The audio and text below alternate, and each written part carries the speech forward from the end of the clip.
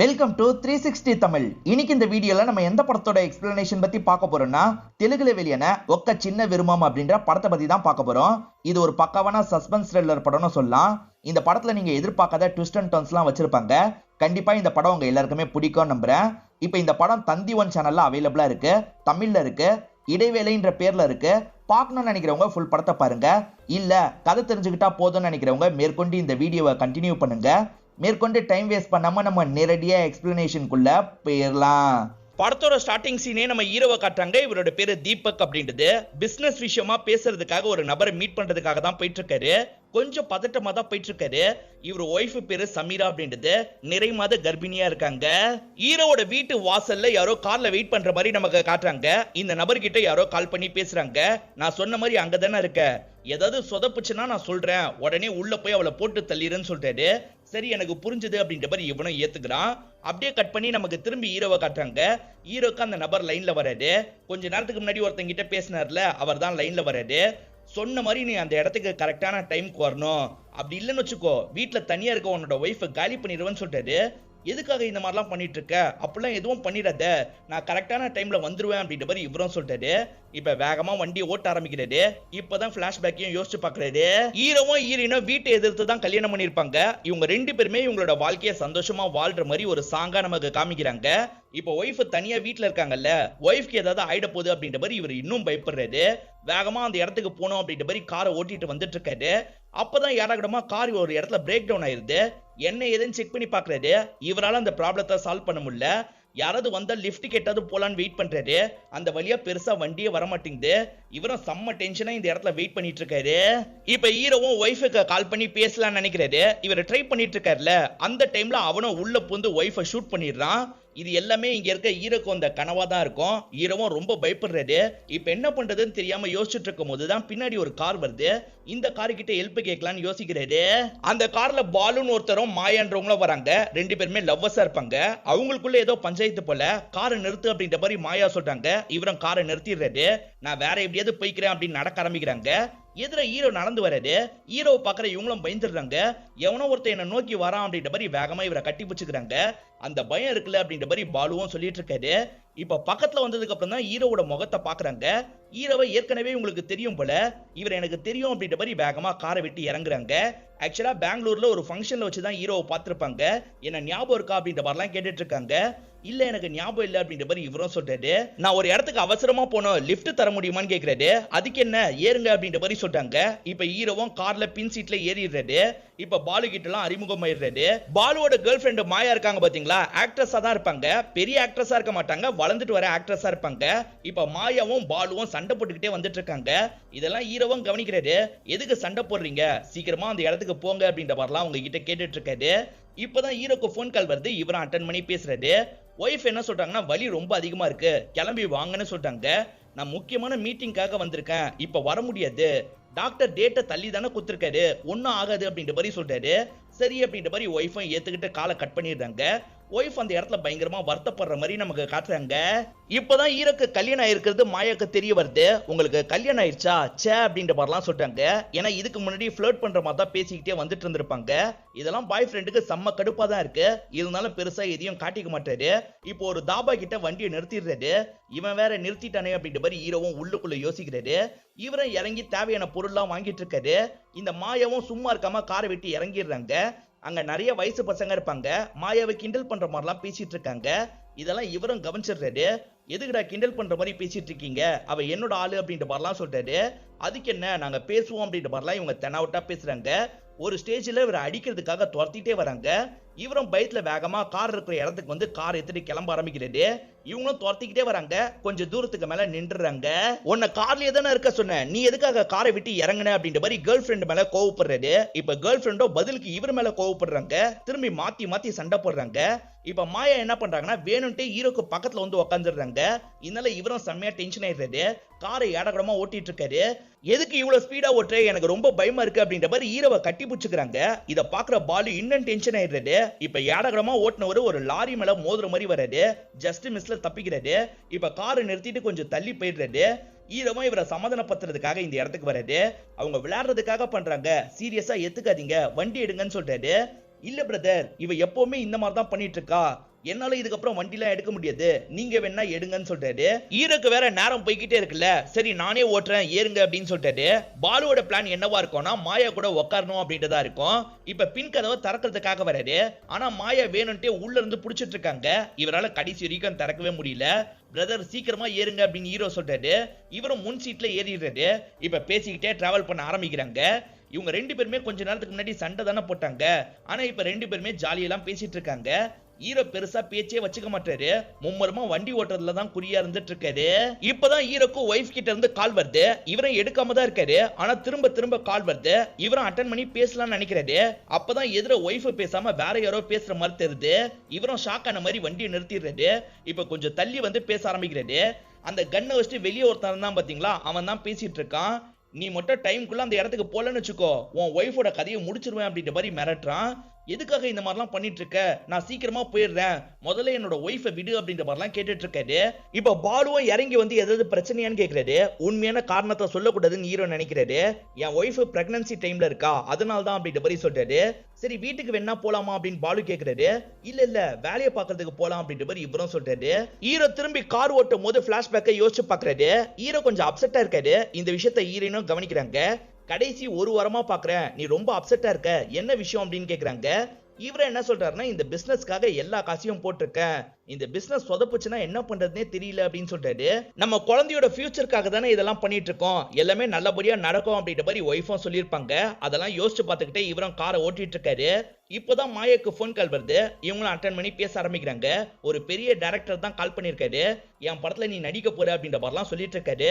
இவங்களும் ரொம்ப சந்தோஷமா அவர்கிட்ட பேசி முடிச்சிடுறாங்க. இந்த விஷயத்த இவங்க கிட்டயும் சொல்றாங்க. நைட் ஷூட்டிங்க்கு இத்தனை நாள் போனோம் அப்படின்ற மாதிரி சொல்றாங்க. இப்ப பாலு டென்ஷன் ஆயிட்டாரு. ஏன் நைட் ஷூட்டிங் தான் உங்களுக்கு எல்லா விஷயத்துக்கும் வசதியா இருக்குமா அப்படின்ற மாதிரிலாம் தப்பு தப்பா பேசுறாரு. இதனால மாயா டென்ஷன் ஆயிடுறாங்க. எதுக்கு இப்படிலாம் பேசுற அப்படின்ற மாதிரி இவர்கிட்ட சண்டை போடுறாங்க. கையில பழம் வெட்டுற கத்திய வேற வச்சிருப்பாங்க. இப்படிலாம் பேசினா கையை கட் பண்ணிப்பேன் அப்படின்ற மாதிரி சொல்லிட்டாங்க. நீ அது கட் பண்ணிக்கிறதாவது நடக்கிற கதையை பேசு அப்படின்ற மாதிரி இவர் மேற்கொண்டு கிண்டல் பண்ற மாதிரி பேசிட்டு இருக்காரு. ஒரு ஸ்டேஜ்ல இவங்களும் செம்மையா டென்ஷன் ஆயிடுறாங்க. அந்த கத்தி எடுத்து இவங்களோட கையிலேயே அறுத்துக்கிறாங்க. மேற்கொண்டு இவர் பாட்டுக்கு பேசிக்கிட்டே இருக்காரு. அவங்க கிட்ட இருந்து பதிலே வர மாட்டேங்குது. என்னன்னு ஹீரோ திரும்பி பார்த்தா அப்பதான் அவங்க மயங்கி போயிருக்கிறது தெரிய வருது. அவ உண்மையிலேயே கையை அறுத்துட்டா அப்படின்ற மாதிரி சொல்லிட்டாரு. இப்ப இவரும் பார்த்து ஷாக் ஆயிடுறாரு. இவங்க ரெண்டு பேருமே பதட்டமா இருக்கும் போது தான் ஒரு போலீஸும் வண்டியை நிறுத்துங்க அப்படின்ற மாதிரி சொல்லிட்டு இருக்காரு. இந்த நிலைமையில போலீஸ் கிட்ட நம்ம மாட்டினா அவ்வளவுதான் அப்படின்ற மாதிரி ரெண்டு பேருமே பயந்துகிட்டே அவரை பார்த்துட்டு இருக்காங்க. இங்கதான் படத்தோட இன்டர்வல போடுறாங்க. இப்ப இன்ஸ்பெக்டரும் பக்கத்துல வந்து இவங்க ரெண்டு பேரை பார்த்த மாதிரி பேசிட்டு இருக்காரு. பின்னாடி பாத்துறக்கூடாது அப்படின்ற மாதிரி இவங்களும் பயந்துட்டு இருக்காங்க. இவங்களோட மொழி கொஞ்சம் திருட்டு மொழி மாதிரி இருக்கு. ரெண்டு பேருமே வண்டியை விட்டு இறங்குங்க, டாக்குமெண்ட் எல்லாம் கொண்டு வாங்க அப்படின்ற மாதிரி சொல்றாரு. இவங்களும் டாக்குமெண்ட் எல்லாத்தையும் அவர்கிட்ட காமிச்சிட்டு இருக்காங்க. எல்லாத்தையும் செக் பண்ணி பாக்குறாரு. எல்லாமே கரெக்டா தான் இருக்கிறது தெரிய வருது. இவரோட வண்டி ரிப்பேரா இருக்கும். அதுக்காக தான் வண்டி கிட்ட லிஃப்ட் கேட்கலாம்னு நினைச்சிருப்பாரு. சரி நான் ஏறிக்கிறேன்னு சொல்லிட்டாரு. எது இவர் ஏற போறாரா அப்படின்ற மாதிரி ரெண்டு பேருமே ஷாக் வராங்க. இப்ப பாலு என்ன பண்றாருன்னா வலிப்பு வந்த மாதிரி அந்த இடத்துல நடிக்க ஆரம்பிக்கிறாரு. ரெண்டு பேருமே என்னாச்சு ஏதாச்சுன்னு பாத்துட்டு இருக்காங்க. வலிப்புன்றதுனால இந்த இன்ஸ்பெக்டர் சாவியெல்லாம் கையில கொடுத்துட்டு இருக்காரு. ஈர என்ன சொல்றாருன்னா, உடனே நான் ஹாஸ்பிட்டலுக்கு கூட்டு போனோம், நான் ஹாஸ்பிட்டலுக்கு கூட்டு போய்க்கிறேன், நீங்க வேற ஏதாவது வண்டி கிட்ட லிஃப்ட் கேட்டு போய்க்கோங்கன்னு சொல்றாரு. சரின்ற மாதிரி இந்த இன்ஸ்பெக்டரும் ஏத்துக்கிறாரு. இப்ப இவங்க ரெண்டு பேருமே வண்டி எடுத்துட்டு இங்க இருந்து கிளம்ப ஆரம்பிக்கிறாங்க. நல்ல வேலை அவளை கவனிக்கல அப்படின்ற மாதிரி இவங்க ரெண்டு பேருமே யோசிக்கிறாங்க. பாலுவும் மாயாவை கூப்பிட்டு பாக்குறாரு. அவங்க முழிக்கவே மாட்டாங்க. உடனே ஹாஸ்பிட்டலுக்கு கூட்டு போனோம் அப்படின்ற மாதிரி தான் ரெண்டு பேருமே யோசிக்கிறாங்க. அப்பதான் அந்த இன்ஸ்பெக்டர் இருக்காரு பாத்தீங்களா, வேற ஒரு நபர் கிட்ட லிஃப்ட் கேட்டு பைக்ல வந்துட்டு இருக்காரு. இவங்களும் செம்மையா பயப்படுறாங்க. கண்டுபிடிச்சிருப்பாரா அப்படின்ற மாதிரிலாம் யோசிக்கிறாங்க. ஆனா வந்தவரு என் சாவியை கொண்டு வந்துட்டான்ப்பா அப்படின்ற மாதிரி சொல்றாரு. இப்ப அவர் கையில இருந்து சாவியை வாங்கிடுறாரு. இன்ஸ்பெக்டரை பார்த்ததுக்கு அப்புறம் தான் பாலு வலிப்பு வந்த மாதிரி பண்ணுவாரு. ஹீரோவும் நாங்க கிளம்பணும் அப்படின்னு கிளம்பிடுறாரு. இப்ப இன்ஸ்பெக்டரும் லைட்டா அந்த இடத்துல யோசிச்சுட்டு இருக்காரு. அதுக்கப்புறம் பைக்ல வந்த நபர் கூட ஏறி கிளம்புறாரு. பாலு என்ன சொல்றாருன்னா, இந்த ரூட்டுக்கே போனா ஹாஸ்பிட்டலுக்கு போறதுக்கு லேட் ஆகும், எனக்கு ஷார்ட் ரூட் தெரியும், அந்த வழியா போங்க அப்படின்னு சொல்றாரு. சரின்ற மாதிரி ஹீரோவும் ஏத்துக்கிறாரு. அவர் சொன்ன மாதிரியே அந்த ரூட்டுக்கு வந்து டிராவல் பண்ண ஆரம்பிக்கிறாரு. அந்த வழியா வந்துட்டு இருக்காங்க. சுத்தமா நடமாட்டமே இல்ல. ஒரு ஸ்டேஜ்ல பாலுக்கும் எப்படி போறதுன்னு தெரியல. ரூட்டை கேட்ட இவர் குழப்பற மாதிரி தான் சொல்லிட்டு இருக்காரு. இவன் தெரியாம தான் கூட்டு வந்திருக்கான் போல அப்படின்ற மாதிரி ஹீரோவும் பாலு மேல கோவப்பட்டு இருக்காரு. இவங்க வந்துட்டு இருக்காங்கல்ல, அந்த இடத்துல ஒரு பெரியவர் நடந்து போயிட்டு இருக்காரு. அவர்கிட்ட கேட்டா என்ன அப்படின்னு யோசிக்கிறாங்க. இப்ப அவருக்கு பக்கத்துல வந்து எப்படி போகணும் அப்படின்ற மாதிரிலாம் கேக்குறாங்க. அவரும் இந்த வழியா போனா வந்துரும் அப்படின்ற மாதிரி ஒரு இடத்த காட்டிடுறாரு. எந்த விஷயத்த பார்த்தாலும் சரி, எந்த காரணத்துக்காகவும் வண்டி விட்டு மட்டும் இறங்கிடாதீங்க அப்படின்ற மாதிரி சொல்றாரு. ஏன் இப்படி சொல்றாரு அப்படின்ற மாதிரி இவங்களும் யோசிக்கிறாங்க. சரி பாத்துக்கலாம் அப்படின்ற மாதிரி இவங்களும் மேற்கொண்டு வந்துட்டு இருக்காங்க. இவங்க வந்துட்டு இருக்க வழியில ஒயிட் ட்ரெஸ் போட்டு யாரோ நடந்து போற மாதிரி இவங்களுக்கு தெரியுது. யாரா இது இப்படி நடந்து போறாங்க அப்படின்னு யோசிக்கிறாங்க. இப்ப இறங்கி வந்து யாருமா நீ அப்படின்ற மாதிரிலாம் கேட்டுட்டு இருக்காங்க. அந்த லேடி இருக்காங்க பாத்தீங்களா, கொஞ்சம் கொஞ்சமா திரும்ப ஆரம்பிக்கிறாங்க. அந்த இடமே புகை மூட்டமா மாறிடுது. திரும்பினா அங்க மாயா தான் இருக்காங்க. மாயாவை பார்த்தோன்னே இவங்க ரெண்டு பேருமே செம்மையா பயந்துடுறாங்க. இப்ப கார் இருக்கு பாத்தீங்களா, அதுல வேகமா வந்து ஏறிடுறாங்க. பால் என்ன கேக்குறாருன்னா, ஒருவேளை மாயா தான் இறந்து ஆவியா மாறிட்டாளா அப்படின்னு கேக்குறாரு. அதுக்கெல்லாம் வாய்ப்பு இல்ல அப்படின்ற மாதிரி ஈரமா சொல்லிட்டு இருக்காரு. இவங்களும் கிளம்பலாம்னு நினைக்கிறாங்க. மாயா மட்டும் இல்ல, நிறைய பேய்கள் அங்க இருக்க மாதிரி இருக்கு. எல்லாமே பேய்களா அப்படின்ற மாதிரிலாம் பேசிக்கிட்டே வந்துட்டு இருக்காங்க. ரிவர்ஸ்லயே வந்துட்டு இருக்கும் போது ஒரு இடத்துல மரம் விழுந்துருது. அந்த மரத்தை தள்ளி போட்டா மட்டும்தான் இவங்க கிளம்ப முடியும். இவங்க ரெண்டு பேருமே சேர்ந்த மாதிரி அந்த மரத்தை எல்லாம் தள்ளி போட்டுறாங்க. அதுக்கப்புறம் தான் கிளம்புறாங்க. அந்த பகுதியை தாண்டினதுக்கு அப்புறம் தான் ரெண்டு பேருமே நிம்மதி ஆகுறாங்க. இப்ப ஏறக்குறைய ஹாஸ்பிட்டல் இருக்கு பாத்தீங்களா, அந்த இடத்துக்கு வந்துடுறாங்க. இப்ப மாயாவை இவங்க ரெண்டு பேருமே சேர்ந்த மாதிரி தூக்கிட்டு ஹாஸ்பிட்டலுக்குள்ள போயிட்டு இருக்காங்க. இவங்க ஹாஸ்பிட்டலுக்குள்ள போனதுக்கு அப்புறம் அந்த இடத்துக்கு ஒரு வண்டி வரதை நமக்கு காட்டுறாங்க. வந்த வண்டியில இருந்து ஒரு நபர் இறங்குறாரு. ஹீரோ கார்ல ஏறும் போதே பண பேக்கோட தான் ஏறி இருப்பாரு. அந்த பேக்கை தான் அந்த கார்ல இருந்து எடுத்துக்கிறாரு. இப்ப இவரோட கார் எடுத்துட்டு இங்க இருந்து கிளம்ப ஆரம்பிச்சிடுறாரு. இப்ப மாயாக்கு ட்ரீட்மெண்ட் போயிட்டு இருக்கு. ஹீரோவும் வெளியே வந்து ஸ்மோக் பண்றாரு. அப்பதான் சின்ன குழந்தையோட போட்டோவை பாக்குறாரு. ஒரு விஷயத்தை யோசிச்சு பாக்குறாரு. சின்ன பசங்களுக்கு எல்லாம் சத்து பொருள் மாதிரி தருவாங்கல்ல, அதை தயார் பண்ற வேலையை தான் ஹீரோ கவனிச்சிட்டு இருப்பாரு. இப்ப பிசினஸ் விஷயமா ஒருத்தர் பேசுறதுக்காக வந்திருக்காரு. நம்ம மட்டும் பேசிக்கலாமே, ஒய்ஃப் எதுக்கு அப்படின்ற மாதிரி அவரும் கேக்குறாரு. இல்ல இல்ல, எதுனாலும் என் ஒய்ஃப் முன்னாடி தான் நான் கேட்பேன். எங்க ரெண்டு பேருக்குள்ள எந்த ஒளிவு மறைவும் கிடையாது அப்படின்ற மாதிரி சொல்றாரு. அப்போ ஓகே அப்படின்ற மாதிரி இவரும் இவரோட ஐடியாவை பத்தி சொல்றாரு. இவரை பொறுத்த வரைக்கும் ட்ரக் சப்ளை பண்றவரா இருப்பாரு. அதை ட்ரக்கா விற்கிறது ரொம்ப கஷ்டமா இருக்கும். இந்த பொருளை நீங்க கலந்துக்கிட்டீங்கன்னா திரும்ப திரும்ப இந்த பொருளை வாங்குவாங்க. உங்க பிசினஸும் டெவலப் ஆகும், ஏன் ட்ரக்கையும் வித்த மாதிரி இருக்கும் அப்படின்ற மாதிரி இவரும் சொல்றாரு. நீங்க பயப்படுற மாதிரி பிரச்சனை எல்லாம் வராதுன்னு சொல்றாரு. இதை சாப்பிடுறதுனால குழந்தைங்க பாதிக்கப்படுவாங்க, என்னால பண்ண முடியாது அப்படின்ற மாதிரி ஒய்ஃப் சொல்றாங்க. இந்த நபர் என்ன சொல்றாருன்னா, ஃபாரின் கண்ட்ரில எல்லாம் இந்த விஷயத்த பண்ணிட்டு தான் இருக்காங்க. இதை பண்றது மூலியமா நீங்க நிறைய சம்பாதிக்கலாம், நல்லா யோசிச்சு முடிவு பண்ணுங்க அப்படின்ற மாதிரி சொல்றாரு. அதான் நாங்க வேணாம்னு சொல்லிட்டோம்ல, நீங்க கிளம்பலாம் அப்படின்ற மாதிரி கோவமா இவங்க எந்திரிச்சு போயிடுறாங்க. நீங்களாவது உங்க ஒய்ஃப்க்கு புரிய வைங்க அப்படின்ற மாதிரி இவரும் சொல்றாரு. என் ஒய்ஃப் எடுக்கிறது தான் முடிவு அப்படின்ற மாதிரி ஹஸ்பண்டும் பின்னாடியே வராது. நீ கவலைப்படாத, இந்த டீலை நம்ம பண்ண போறது இல்லைன்னு சொல்லியிருப்பாரு. ஹீரோக்கு கால் பண்ணி ஒருத்தன் வர சொல்லியிருக்கான்ல, அவன் இந்த பிசினஸ் மேனா தான் இருப்பான். இப்ப ஹீரோ இதெல்லாம் பிரசன்ட்ல யோசிச்சு பார்த்துட்டு இருக்காரு.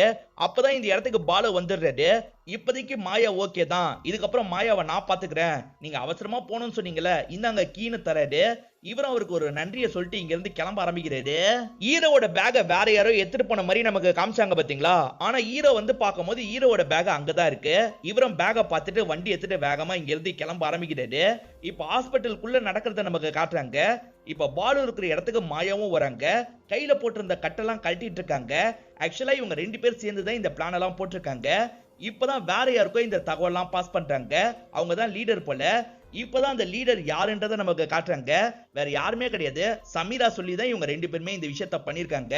இப்ப சமீராவும் பேசி முடிச்சுட்டு அசிஸ்டன்ட் கிட்ட போனை தராங்க. இந்த அசிஸ்டன்ட் யாருன்னு பாத்தீங்கன்னா ஹீரோவோட மேனேஜரா தான் இருப்பாரு. ஆக்சுவலா ஹீரோ இவங்க முன்னாடி பிசினஸ் வேணாம் தானே சொன்னாரு, ஆனா இவங்களை அனுப்பி விட்டுட்டு தனியா அந்த பிசினஸ் டீல பேசி முடிச்சிருப்பாரு. இதெல்லாம் மேனேஜருக்கு தெரிஞ்சிருக்கும், இவங்க கிட்ட சொல்லியிருப்பாரு.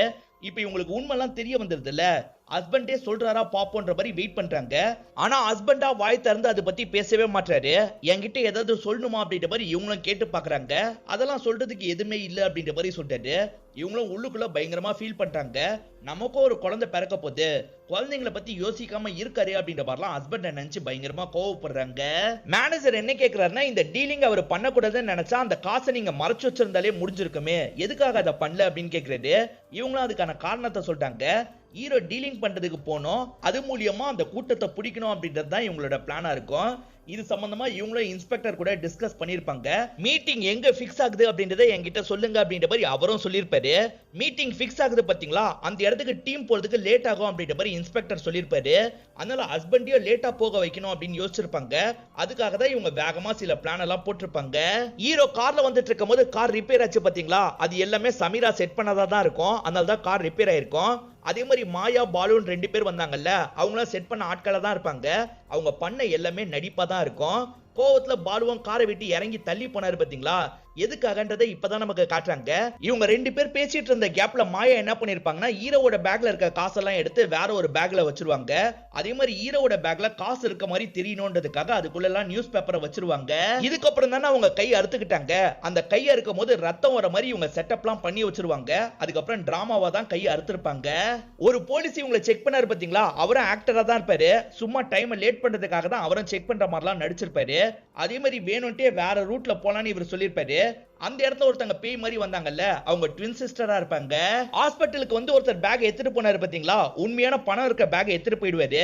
சோ ஹீரோ வச்சிருக்கிறதுல நியூஸ் பேப்பர் மட்டும் தான் இருக்கு. இப்ப அந்த ஸ்பாட்டுக்கு போலீஸும் ஒரு வழியா வந்து சேர்ந்துடுறாங்க. ஹீரோ கொஞ்சம் லேட்டா தான் இந்த ஸ்பாட்டுக்கு வராது. உன் ஒய்ஃபை கொன்றுவன்ற மாதிரி ஒருத்தன் மிரட்டினா பாத்தீங்களா, வெளியே நின்னவன் மிரட்டி இருக்க மாட்டான், மேனேஜர் தான் அந்த மாதிரி மிரட்டி இருப்பாரு. இப்ப இவரும் அந்த இடத்துக்கு வந்து ஒரு நபரை மீட் பண்றாரு. அவரும் சரக்கெல்லாம் எடுத்துட்டு வந்து இவர்கிட்ட காட்டிடுறாரு. பேக்ல இருக்க காசை செக் பண்ணோம் அப்படின்ற மாதிரி ஓபன் பண்றாரு. அப்பதான் பேக்ல பேப்பர் இருக்கிறது தெரியுது. இவரும் செம்மையா கடுப்பாயிடுறாரு. இப்ப ஆட்கள் கிட்ட எல்லாம் தகவலை பாஸ் பண்றாரு. இப்ப மறைஞ்சிருக்க போலீஸ் இருக்காங்க பாத்தீங்களா, சடனா கன் ஷூட் பண்ண ஆரம்பிக்கிறாங்க. ரெண்டு டீமுக்குள்ளயுமே பயங்கரமா இந்த இடத்துல ஃபைட்லாம் நடந்துட்டு இருக்கு. ஹீரோ ஏமாத்திட்டான்னு வெளியே இருக்க நபருக்கு தகவல் போயிருது. அந்த நபர் என்ன பண்றாருன்னா உள்ள வந்துடுறாரு. அசிஸ்டன்ட் தடுக்கிறதுக்காக வருவாரு. அந்த அசிஸ்டன்ட்டை போட்டு அடிச்சிடுறாரு. இந்த விஷயத்தெல்லாம் இவங்களும் தள்ளி இருந்து கவனிக்கிறாங்க. அவன் வரதுக்குள்ள ஒளிஞ்சுக்கணும் அப்படின்ற மாதிரி வேகமா ஒளிஞ்சுக்கிறாங்க. அந்த நபரை எங்கன்ற மாதிரிலாம் இவங்களை தேடிட்டு இருக்காரு. இந்த கன் ஃபைட்ல ஹீரோவோட கையில அடிபட்டுருது. ஹீரோ என்ன பண்றாருன்னா காருக்கு பின்னாடி வந்து பத்திரமா ஒளிஞ்சுக்கிறாரு.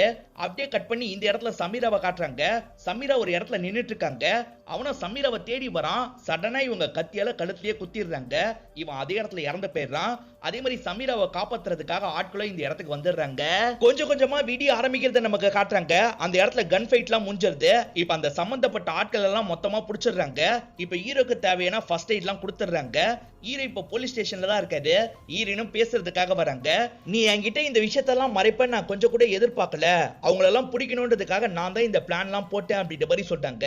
இதுக்கப்புறம் இந்த மாதிரி பிசினஸ் டீல்லாம் பண்ண மாட்டேன்னு எனக்கு ப்ராமிஸ் பண்ணு அப்படின்ற மாதிரி கையை நீட்டுறாங்க. இவர் கையில ப்ராமிஸ் பண்ண மாட்டாரு, பிறக்க போற குழந்தை மேல ப்ராமிஸ் பண்றாரு. இவங்க கிட்ட பிசினஸ் டீல் ஒரு நபர் பேசினார் பாத்தீங்களா, அவர்கிட்ட விசாரணை எல்லாம் போயிட்டு இருக்கு.